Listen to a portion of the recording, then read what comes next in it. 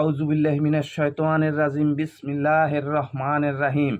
সকল প্রশংসা সেই মহান আল্লাহ তাআলার জন্য, যিনি সমস্ত পৃথিবী সৃষ্টি করে আমাদের ভালোবেসে সুন্দরভাবে পরিচালনা করতেছেন।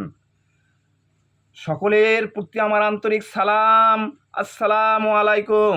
হিন্দু ভাইদের আদাব ও অন্যান্য জাতির প্রতি আন্তরিক ধন্যবাদ। বিদ্যুৎ অফিসের সকল কর্মচারীর সম্পদের হিসাব সরকারিভাবে গ্রহণ করা হোক। বিদ্যুতের সকল বৈষম্য দূর করে 4 টাকা ইউনিট করা হোক। গোপালগঞ্জের নতুন নাম মীর জাফরগঞ্জ। বাংলাদেশের মধ্যে এই একটি মাত্র জেলা আছে, আর বাংলাদেশে আর কোনো জেলা নাই।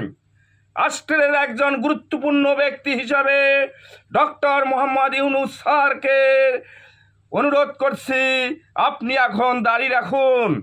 আপনার দাড়ি রাখা বিশেষ প্রয়োজন। দরবেশ বাবার সকল সম্পত্তি বাজেয়াপ্ত করা হোক। বৈষম্য দূর করে স্বৈরশাসক হাসিনার নিয়োগকৃত বাইতুল মোকাররমের খতিবকে দৃষ্টান্তমূলক শাস্তি প্রদান করা হোক। হাসিনার পতনের পর এই বেঈমান কোথায় ছিল?